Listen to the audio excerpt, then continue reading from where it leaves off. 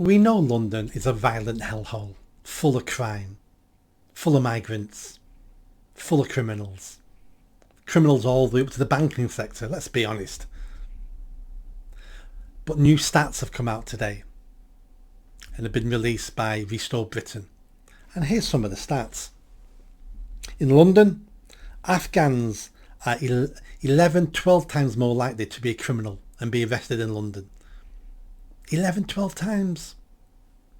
Eritreans, 10 times. Algerians, just under 10 times.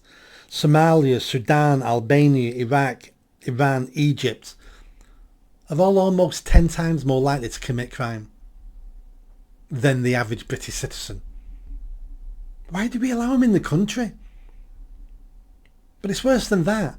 Let's look at what we would call a first world country. France. If you're French, you're more likely to commit crime in London than an average British person. If you're Polish, what's going on? Does London just attract criminals? Well, it has a failing mayor, we know that, Sadiq Khan. How he won 3 elections, I do not know. But he has, and he got knighted for that. But London is just falling apart. So many people are telling me, especially online, they don't go to London anymore now, or they've left London, or when they're in London, they never use their phone in the street. It's a hellhole of crime, of violence, of drugs. And it never used to be like this. Cities have always had more crime than the small towns and villages. Of course they have. Always. But nothing like this. London now is almost like a third world, crime-ridden hellhole. I don't like going. You see the violence on the tube. You see the muggings on the streets. You see the industrial scale shoplifting in the shops. And it's like, what's going on? We're failing. We're failing as a nation. We're failing as a country. And our capital city is failing. For many reasons, but one of the main reasons is mass immigration. It's not the only reason. Other reasons will be fatherlessness, a welfare state, poor policing, poor politicians, poor policy. Individuals walking around, citizens walking around who don't feel like they belong. All these things contribute, but mass migration is probably the number one factor in this, because most of the criminals are foreigners or children of foreigners. And it's probably not their fault, because this is exactly how they behave in their homes, their homelands. That's why those countries are failing. What do you think the third world is? You think the third world is full of people like me and you? But for some reason, the country just won't develop, because that volcano keeps going off and destroying everything every fortnight. Many of these third world countries could be successful, have amazing resources, but they don't know what to do with them. Look at South Africa. South Africa was a first world country 20, 30 years ago. It was comparable to some European countries. Look at it now. It's almost a failed state. Because that's 20 years of black rule. And let's be honest, black African rule. It ruined South Africa. And it started under Mandela.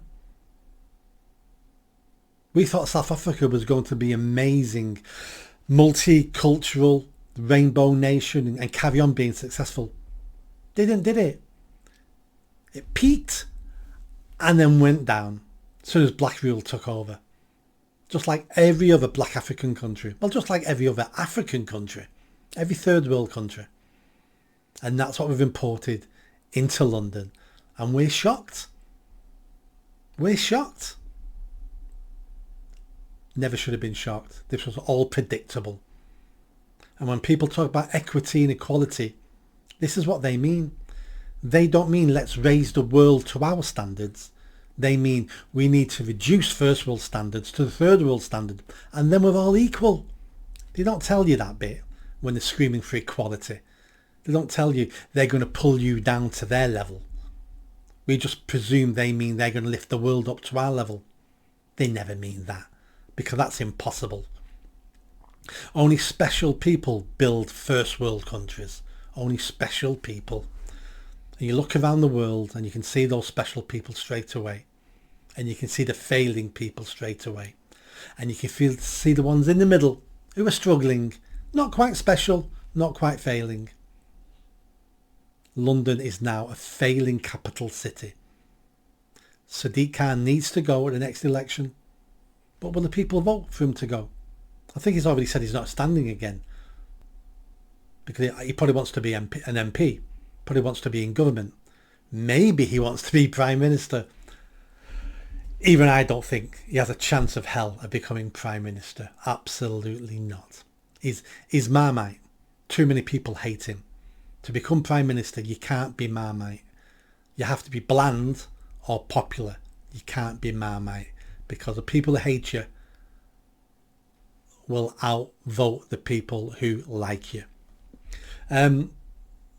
London, one of the greatest cities in the world, now one of the greatest failures.